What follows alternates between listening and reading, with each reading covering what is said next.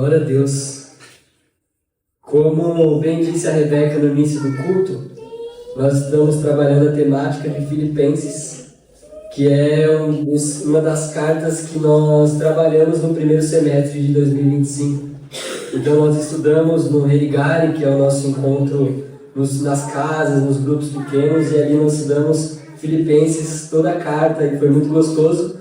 E hoje nós decidimos trazer essa mensagem dessa carta para a igreja. E a pregação de hoje vai ser fruto daquilo que eu aprendi com toda essa mocidade, tudo aquilo que a gente estudou e aprendemos com essa carta. Então eu gostaria de convidar vocês a abrirem em Filipenses, capítulo de número 2, por favor. A partir do verso 1 até o verso de número 11.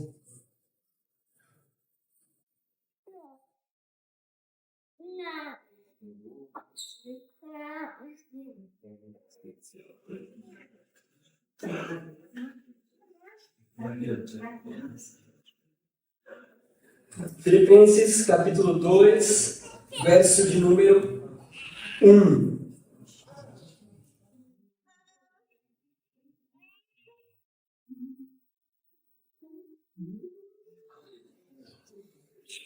Pode colocar aí para mim, Bia, por favor? É verdade. Deixa eu abrir aqui. Filipenses capítulo de número 2, verso 1 diz assim: se por estarmos em Cristo, nós temos alguma motivação, alguma exortação de amor, alguma comunhão no Espírito, alguma profunda afeição e compaixão, completem a minha alegria. Tendo o mesmo modo de pensar, o mesmo amor, um só Espírito e uma só atitude. Nada façam por ambição egoísta ou por vaidade, mas humildemente considerem os outros superiores a si mesmos. Cada um cuide não somente dos seus interesses, mas também dos interesses dos outros. Seja a atitude de vocês a mesma de Cristo Jesus, que, embora sendo Deus, não considerou que o ser igual a Deus era algo que deveria apegar-se, mas esvaziou-se a si mesmo, vindo a ser servo, tornando-se semelhante aos homens e sendo encontrado em forma humana. Humilhou-se a si mesmo e foi obediente até a morte, e morte de cruz. Por isso, Deus o exaltou à mais alta posição e lhe deu o nome que está acima de todo nome, para que o nome de Jesus se dobre e todo joelho nos céus e na terra e debaixo da terra. Versículo 11 diz: e toda língua confesse que Jesus Cristo é o Senhor, para a glória de Deus o Pai. Amém? Amém? Amém. Vamos orar mais uma vez, pedindo para que o Espírito Santo fale conosco. Amém? Senhor, meu Deus e meu Pai, nós te agradecemos. Nós somos gratos a Ti pela oportunidade de estarmos mais uma vez na casa do Pai, para ouvir da Tua palavra, para ouvir a Tua mensagem. Eu peço ao Senhor que use a minha vida, eu que sou falho, mas o Senhor que vem com a Tua graça abundante sobre nós. E eu peço a Ti que o Senhor encontre em nós um coração, uma terra fértil, saudável, para que a Tua palavra possa entrar, para que a Sua palavra possa penetrar e assim produzir muitos frutos, Pai. Abra os nossos corações, abra os nossos olhos e abra os nossos ouvidos para que possamos estar atentos àquilo que o Senhor quer falar, ministrar aos nossos corações. Em nome de Jesus. Amém. Amém. Hoje, como já disse antes, nós estamos falando sobre essa carta a Filipenses, que eu considero um dos textos e uma das cartas mais belas da Bíblia. Esse texto tem muito a nos ensinar, como nos ensinou nos nossos grupos pequenos. E hoje eu queria falar desse Deus que estava na mais alta posição. Esse Deus que estava na mais alta posição em sua majestade, em sua glória, e decidiu por nós, por cada um de nós, abrir mão dessa posição, abrir mão dessa glória, abrir mão dessa majestade para vir ao nosso encontro e nos resgatar, nos redimir. Mas antes disso, vamos falar um pouco dessa igreja, da carta que Paulo escreveu aos Filipos. Essa igreja teve seu início, a gente pode encontrar isso em Atos 16, quando Paulo ele está em sua segunda viagem missionária, ele e seu companheiro Silas, e ele está indo, e em Troade, ele tem uma visão. É à noite, ele tem uma visão, e nessa visão ele tem a certeza que é o Espírito Santo de Deus que está falando com ele, e o Espírito Santo de Deus ministra a vida de Paulo e fala: passa a Macedônia.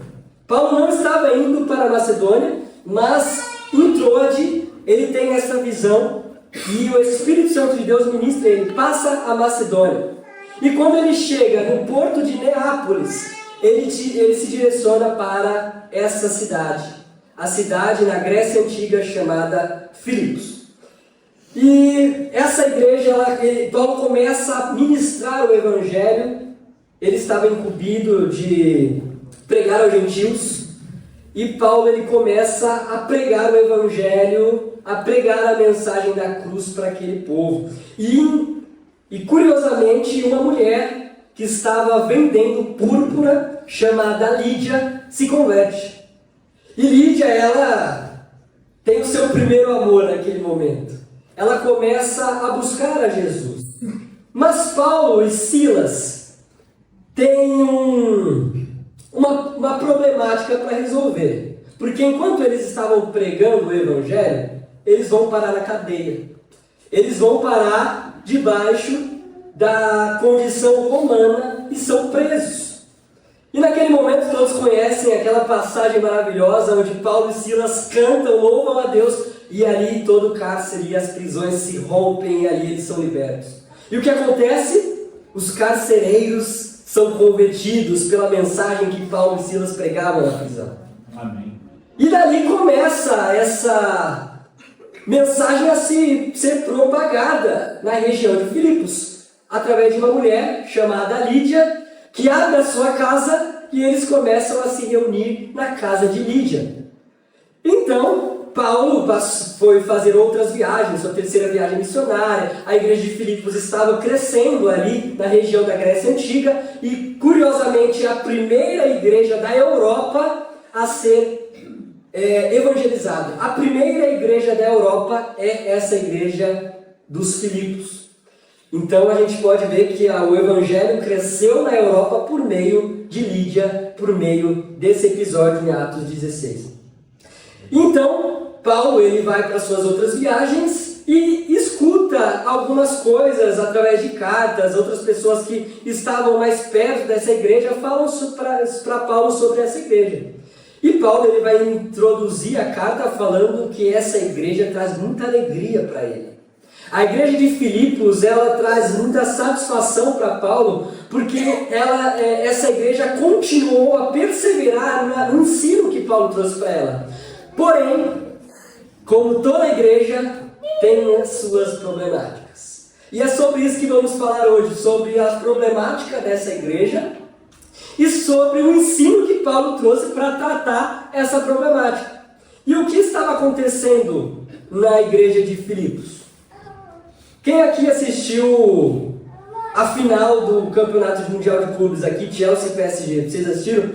Lá na minha casa a gente se reuniu, a gente tinha um copo de Coca-Cola, estourou pipoca, foi todo mundo pro sofá assistir, foi incrível. E aquele jogo que foi muito legal, fazia tempo que eu não vi um jogo como aquele, era um jogo que não parecia tão amistoso. Não sei se vocês repararam, mas teve puxão de cabelo. Puxaram o cabelo de um jogador lá. O técnico do Paris Saint-Germain que teve a derrota foi bater no jogador do Chelsea que ganhou a vitória. E a igreja de Filipos estava a mesma coisa. A relação dos Filipos aqui não estava tão amistosa como o Chelsea e o PSG. Eles estavam tendo algumas contendas, estavam tendo algumas brigas, alguns estavam se achando superiores a outros. Parecia a Mari e a Maiara aqui, que eles representavam na peça. Esse lugar do banco aqui é meu, sai daí. Era isso que estava acontecendo na igreja de Filipos. Desavenças, brigas, desunidade, falta de amor um com os outros. E esse era o cenário da igreja. Então Paulo, preocupado, Paulo que amava essa igreja, decidiu escrever essa carta. escrever essa carta que nós acabamos de ler, Filipenses 2, que é uma carta maravilhosa. Então Paulo ele decide tratar esses problemas que estavam acontecendo nessa igreja através de Cristo. Paulo ele vai começar a ministrar teologia para essa igreja. E ele vai começar a falar de uma teologia que eu sou apaixonado, que é a Cristologia. Amém. Esse é um dos textos que mais aprendemos sobre a humanidade de Cristo. E nós intitulamos, porque foi a mocidade que preparou esse sermão, não foi apenas eu, foi aquilo que nós estudamos, como a si mesmo se humilhou. Por que a si mesmo se humilhou? Para tratar esse problema da igreja de Filipos, Paulo decidiu olhar para alguém. Alguém que é o exemplo máximo da igreja. Alguém que fez tudo que é de correto. Tudo que não tem falha. Que é o nosso Senhor Jesus Cristo. Amém. Então, para tratar esse problema de unidade, para tratar esse problema na raiz, Paulo falou, a gente vai ter que fazer teologia. A gente vai ter que olhar para Cristo. E ali, a gente vai ver o tema central de Filipenses 2, que é o texto que nós acabamos de ler, que é acerca da humildade, da humilhação e da exaltação de Cristo. Por isso, eu gostaria de ver com vocês e olhar também para Cristo, olhar para aquele que nos redimiu, porque só assim a gente pode viver e sanar os nossos problemas, porque nós como igreja também temos problemas, todas as igrejas do Brasil têm problemas, mas a gente vai ter um exemplo máximo a qual nós podemos seguir e olhar, e é o exemplo que Paulo quer trazer para essa igreja. Então eu gostaria de ver com vocês 3 fases, 3 episódios, 3 momentos, 3 entregas de Cristo, para que possamos ter como espelho, para que possamos basear a nossa vida cristã e a nossa conduta mediante o nosso modo de congregar e de viver a igreja. Então vamos olhar para Cristo hoje, para que a gente possa entender como Paulo quis tratar aquele problema que estava acontecendo. E a primeira fase que eu gostaria de olhar com vocês está no verso 2, e é exatamente o verbo encarnado. Ou seja, o verbo que se fez carne, o verbo que decidiu se humilhar. E quem é o verbo que nós vemos em João capítulo 1? O próprio Cristo. Então vamos aprender com o Cristo encarnado, o Cristo humilhado, o Cristo que se esvaziou. Pode abrir para mim no verso 6, por favor, para a gente sanar os nossos problemas. Diz assim, embora sendo Deus, não considerou ser igual a Deus, mas era algo que deveria se apegar, ou poderia se apegar. Em vez disso, esvaziou-se, assumiu a posição de escravo e nasceu como ser humano, quando veio em forma humana. Até aí. É a primeira fase que eu gostaria de olhar com vocês e que Paulo vai ensinar para aquela igreja sobre Cristologia. E Cristologia era o tema cerne da igreja primitiva nos primeiros séculos. A gente vê vários debates em vários concílios, arianismo, várias teologias, várias seitas, várias ideias sendo formadas. A gente vai ver arianismo, que considerava que Cristo não tinha a mesma natureza de Deus Pai, do Espírito Santo, ebionismo, docetismo. A gente vai ver diversas teologias sendo formadas, e por isso Paulo queria tratar esse tema também, da natureza de Cristo e a sua obra. Então, a gente está vendo aqui um Deus que é soberano, um Deus que está no seu ambiente de glória, um Deus que é supremo, um Deus que não foi criado, um Deus que está acima de todas as coisas, que toma uma atitude. E essa atitude é exatamente se encarnar em forma humana, ou seja, se humilhar. E aqui a gente vai separar em 2 fases de teologia, humilhação e exaltação. E aqui a gente está falando da humilhação de Cristo. E é uma atitude que a gente deve também fazer.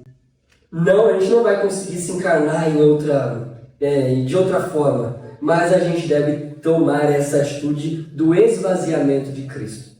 Aqui, Paulo ele está falando de um Deus que está acima do tempo, ele é atemporal e decide vir para o tempo. Se fazer preso ao tempo que ele criou.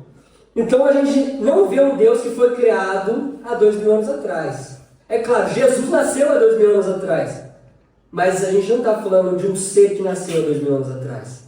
Então quando ele decide vir em forma de homem, ele está esvaziando, desapegando de tudo aquilo que ele é. É claro, ele não está abrindo mão de seus atributos divinos, ele continua sendo Deus. Ele não está abrindo mão da sua onipotência, ele não está abrindo mão dos seus atributos divinos, mas ele está abrindo mão de tudo aquilo que ele tinha a se fazer homem. Ele está se humilhando. E quando Paulo ele vai falar isso para essa igreja, por que ele está falando? Porque as pessoas estavam se considerando melhores que as outras. O Davi se considerando melhor que o pastor João. O pastor João se considerando melhor que a Aline. Era esse o problema que estava acontecendo naquela igreja. E quando Paulo está fazendo assim, olha, a gente tem um Deus que se esvaziou, a gente tem um Deus que se esvaziou de tudo que é seu. Por que vocês estão se considerando melhor que os outros? Quem são vocês para fazer isso? Quem são vocês para querer ser alguma coisa superior a outro? O Bigode não é melhor que a Isa. O Rogério não é melhor que a Aline. É isso que Paulo está ensinando para essa igreja. Vamos olhar para Cristo, o nosso maior exemplo. Vamos olhar para Ele, aquele que decidiu tomar a atitude ao contrário daquilo que vocês estão fazendo. Uma vez que vocês estão querendo ser os maiores, tem alguém que quis ser o menor. Uma vez que vocês quiseram ser os maiorais, tem alguém que decidiu lavar os pés sujos dos discípulos. Amém. Tem alguém que antes de tomar a ceia decidiu servir a mesa e lavar os pés dos discípulos. Gente, o nascimento não é algo humilhante. É uma dádiva de Deus. A gente vê, meu Deus, o nascimento é uma dádiva de Deus. Mas um Deus poderoso, que não foi criado, que não nasceu, Ele está acima do tempo. Nascer é algo humilhante. É algo humilhante. Ele se fez criatura. Ele se fez Adão. Ele se fez carne, homem, falho. Falho não, porque ele não tinha pecado, mas as suas necessidades carnais, como cansaço, como sono, como vontade de ir no banheiro, como dor de cabeça. Ele se fez como a gente, ele se fez como a Carol, ele se fez como a Dilson. E Paulo está ensinando, vocês têm que olhar para Cristo. Amém. Tira o orgulho. Ele abriu mão. Ele abriu mão de tudo. Olha para Cristo, gente. É um Deus que se fez vulnerável. Ele abriu mão, ele se fez como nós. O Criador do universo torna-se humano. Torna-se homem em corpo frágil, mortal. Ele sente fome. E aqui o ato de esvaziamento, a gente tem como na teologia kenosis. E aqui muitos teólogos, historiadores acreditam ser um hino. Isso que Paulo está fazendo em Filipenses 2. O hino primitivo, onde Paulo está tratando esses assuntos. Então, a gente olha para um servo, e que nos chama a ser servos também. Amém. Então essa é a nossa primeira lição a olhar para Cristo. Precisamos ser servos. Precisamos servir. Eu preciso servir o Adilson e o Adilson precisa me servir. Amém. O Du precisa servir o Bigode precisa servir o Du. O Rogério tem que servir a Aline. É difícil, às vezes é difícil. Mas precisamos. Amém. A gente vê um Deus que quis ser escravo. Ele se fez servo. A palavra servo aqui é escravo. Escravo por liberdade, escravo por escolha, doulos. E nós somos chamados a também ser escravos por liberdade, escravos por escolha. Amém? Amém. Charles Spurgeon diz: Cristo se despiu de sua glória por um tempo, para que pudéssemos ser revestidos da glória para sempre. Amém. O Moody diz: nenhum homem com um coração orgulhoso jamais poderia entrar numa manjedoura. Nenhum homem com um coração orgulhoso poderia entrar numa manjedoura. Cristo, quando ele se esvaziou e se fez homem, ele não entrou na região metropolitana em Alphaville de Israel. Ele não tinha um condomínio ao mar da Galileia. Ele foi para um uma manjedoura, para um lugar talvez mais simples, humilde, que poderia achar. Junto com os pastores ali, foi o lugar de escolha de Cristo, ao se encarnar como homem. Amém? Segundo ponto, segunda fase, segunda atitude de Cristo, que nós devemos olhar e aprender com Ele, para resolver os nossos problemas como igreja, no quesito unidade. O cordeiro imolado. Vamos ler o verso 8, por favor. Humilhou-se e foi obediente até a morte, e morte de cruz. Se não bastasse o esvaziamento, se não bastasse a humilhação de se fazer homem, ele decidiu ir ao mais alto nível de humilhação. Se não bastasse a humilhação de se fazer como Davi, que é humilhante para ele, ele decidiu ir ao mais alto nível da humilhação, que é a morte. O Criador morrer. O Criador de todas as coisas morrer na cruz. Por isso o cordeiro imolado. O cordeiro porque ele se entregou. Ele foi até a morte por vontade de cumprir aquilo que o Pai pediu para ele. A palavra diz que ele foi obediente e obediente até a morte. E morte, então essa que é morte de cruz. Morte de cruz, uma morte que era a pior forma de ser executada. Uma morte do Império Romano, dolorosa, humilhante, vexatória. Foi essa a morte daquele que criou o universo. Foi essa a morte, a humilhação tão grande que esse Cristo decidiu fazer. Então Paulo está ensinando para a igreja de Filipos, olhemos para Cristo. Olhemos para Cristo que foi obediente até a morte, e essa de cruz. E por que eu quis trazer esse ponto para vocês? Porque há uma necessidade hoje da igreja de Filipos e também da igreja Redenção de pregar o Cristo crucificado. De pregar a morte do Cristo crucificado. Porque foi essa morte que nos trouxe a redenção, como nós cantamos aqui. Foi essa morte que nos trouxe a esperança de uma vida eterna.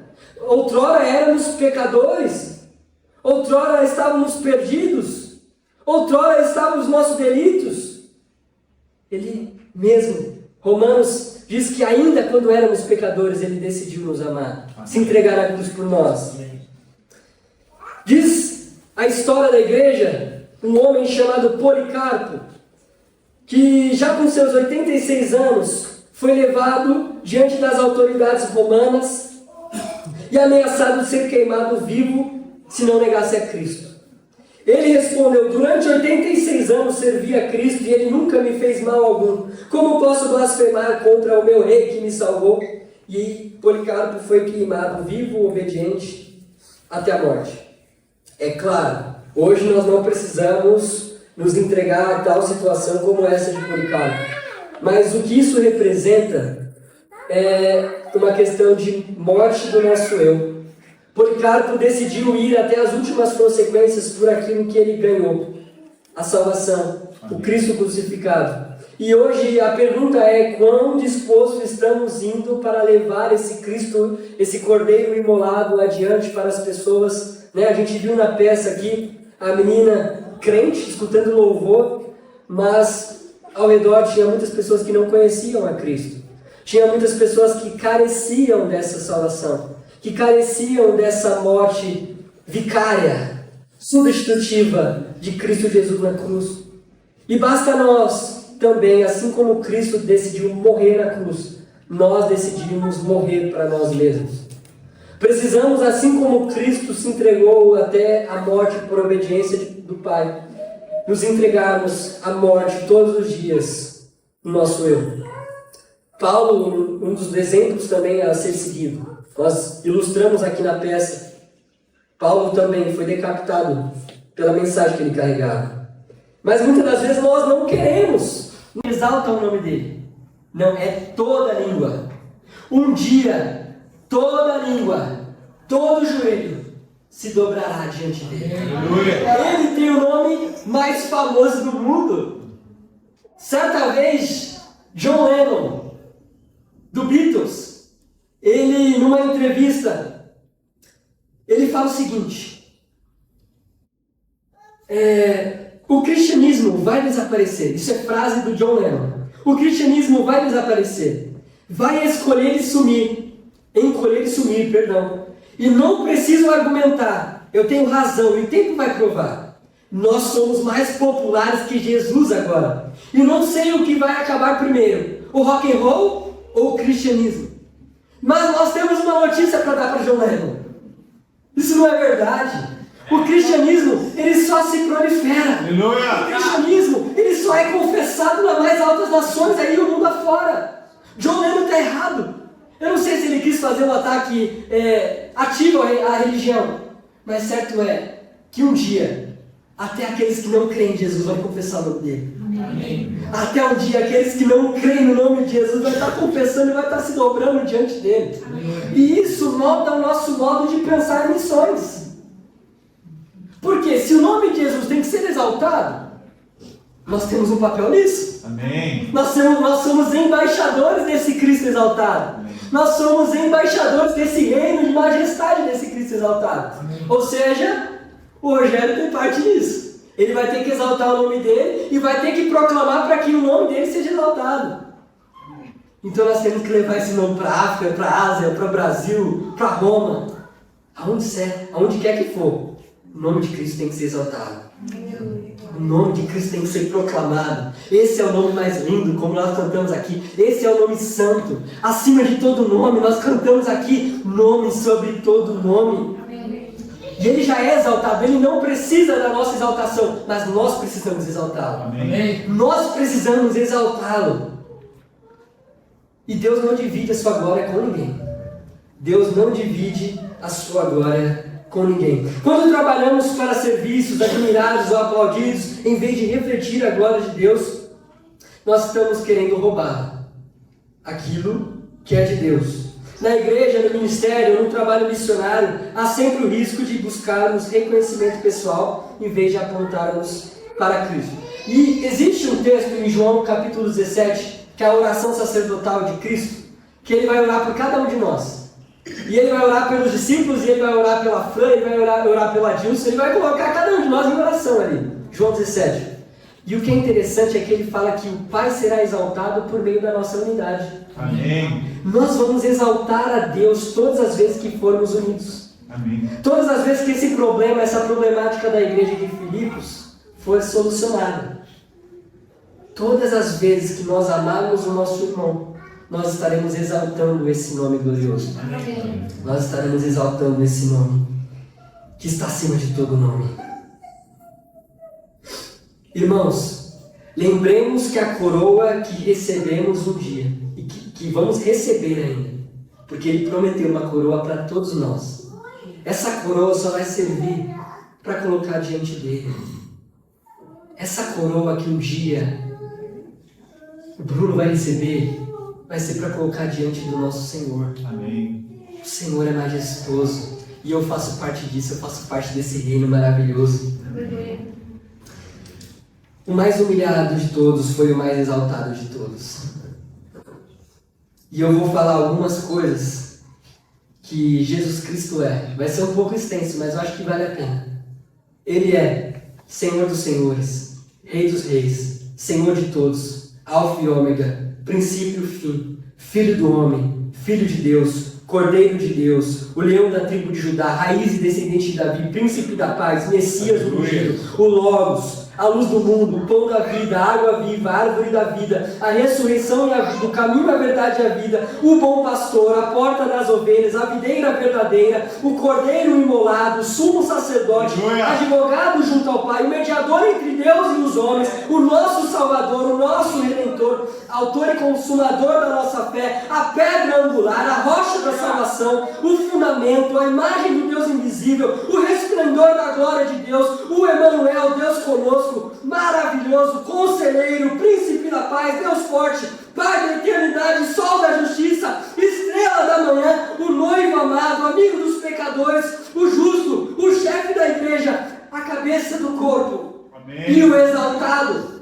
É isso que Cristo é. É essa glória que Ele tem que ter nas nossas vidas. É essa a posição que ele deve ter.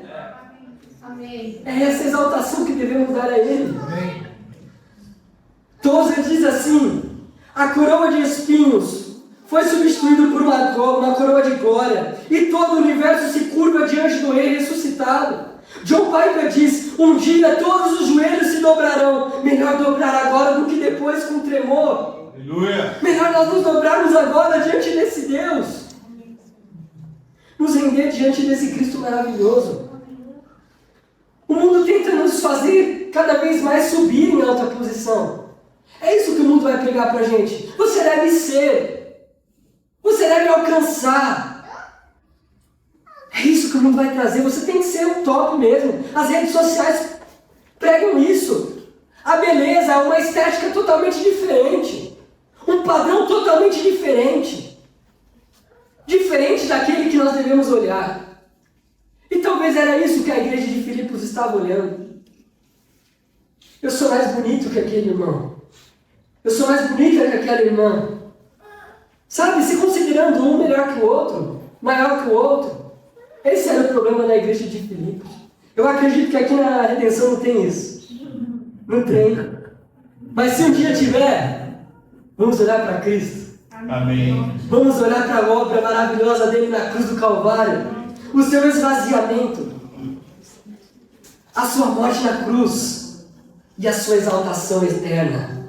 A sua mais alta posição. E para finalizar, eu gostaria de olhar para a peça agora.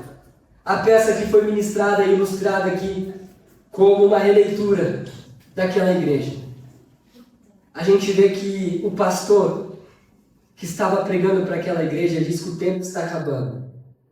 E o tempo todo aqueles irmãos estavam: o tempo está acabando. Tem até uma frase lá que eles estavam falando: o tempo perguntou para o tempo.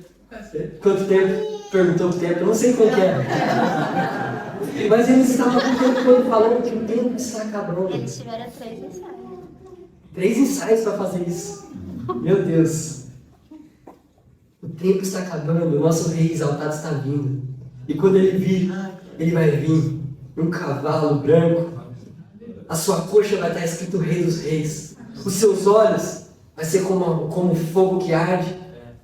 E a sua noiva vai estar apaixonada por ele. Aqueles olhos dele vai fazer com que a gente se apaixone por esse rei.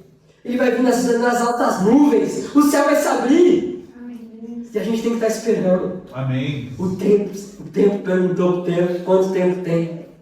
O tempo está acabando. Enquanto temos tempo. Enquanto estamos no Cronos. Para um dia estar no Kairos. Devemos aguardar ansiosamente pela vinda do Rei exaltado.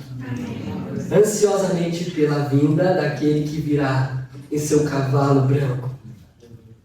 E todo olho verá. Todo olho verá. Não vai ser só a Neide que vai ver, Neide. Vai ser todo olho. Aqueles que falam que não acreditam, eles vão ver também. E a nossa esperança, a nossa expectativa está nisso. Porque Ele é fiel para cumprir o que prometeu. E Ele prometeu que viria. Ele disse para os discípulos: olha, eu não vou deixar vocês sós. Eu vou enviar o meu Consolador, o Espírito que vai conduzir a toda a verdade. E nós temos o Espírito aqui. O Espírito que vai dar ousadia para a gente morrer todos os dias. O Espírito que vai dar ousadia para a gente se esvaziar todos os dias. Para abrir mão da nossa glória, como Cristo abriu. É o Espírito que vai nos ajudar a, quando Ele vir, Ele encontrar uma noiva ataviada, vestida de obras, lavada no sangue do Cordeiro. Aleluia! Glória a Deus. Então eu queria que vocês se colocassem de pé, para que a gente possa continuar exaltando e olhando para Cristo, o nosso exemplo máximo de como viver igreja, o nosso exemplo máximo de como caminhar, de como conduzir a nossa vida, não apenas ministerialmente, mas pessoalmente, profissionalmente, relacionalmente, em todas as esferas da nossa vida. Cristo nos deixou o exemplo, para que nós possamos seguir. E assim eu queria chamar o pastor João, para que a gente possa orar, para que a gente possa glorificar a Deus todos os dias e morrer para nós mesmos. Amém? Amém. John MacArthur, que é um dos pregadores que faleceu recentemente, que eu gosto muito, ele diz o seguinte, ó: Cristo morreu a nossa morte para que nós pudéssemos viver a vida dele. E quando nós nos entregamos, porque a proposta da oração agora é uma proposta difícil, viu, Davi? Que morrer para nós mesmos é muito difícil. Morrer para a nossa vaidade, morrer para as nossas mazelas, morrer para os nossos trejeitos é muito difícil. A gente percebe o quanto é difícil no processo relacional. Os casados sabem. É extremamente difícil você guardar a sua opinião sobre o seu casamento, guardar a sua opinião sobre a sua esposa ou sobre o seu marido quando você acha que ele está errado, que você acha que ela está errada. É extremamente difícil no trabalho você se calar diante de um patrão intransigente, aquele chefe que vai te cobrar, mesmo sabendo que você não tem capacidade para dar aquilo que ele precisa naquele exato momento. É extremamente difícil a gente se esvaziar. Por quê? Porque nós, seres humanos, temos um péssimo hábito de olhar para Gênesis 3 e repetir a ação de Eva todos os dias, aceitando a proposta do inimigo, para que nós sejamos exaltados e deixamos a Cristo de lado. A proposta da pregação é o contrário. É esvaziar do nosso entendimento, é esvaziar do nosso egoísmo, é esvaziar da nossa ganância, é deixar Cristo tomar o centro. E eu tenho certeza que se assim nós fizermos, igual foi pregado, Cristo é capaz de potencializar todas as áreas da nossa vida. Sabe por quê? Porque no casamento quem vai mandar não vai ser você, vai ser o Espírito Santo de Deus. Quando você morre para você mesmo. Nos relacionamentos eclesiásticos aqui dentro da igreja, as coisas tendem a melhorar. Sabe por quê? Porque não é o João, o pastor João, que vai mandar, que vai coordenar, mas é o Espírito Santo de Deus que vai trazer união. Então eu entendo que é difícil sim morrer para nós mesmos, como foi pregado. Mas quando nós assim o fazemos, Cristo reina. E quando Cristo reina, todas as áreas da nossa vida, sem exceção, casamento, amizade, trabalho, tudo tende a ser potencializado. Então nós vamos orar agora falando: Deus, me ajuda a morrer para mim mesmo. Amém. As minhas vaidades, os meus medos, as minhas angústias, a minha ansiedade. Que o Senhor venha reinar dentro de mim, para que a minha vida possa ser vivida na plenitude do Espírito Santo de Deus. Amém. Quanto mais nós nos entregarmos à cruz, mais Cristo será capaz de fazer por mim e por você. Vamos orar assim? Amém. É difícil, mas é recompensador. Porque quanto mais eu me entrego para Cristo, mais Ele tem de mim. E quanto mais Ele tem de mim, certamente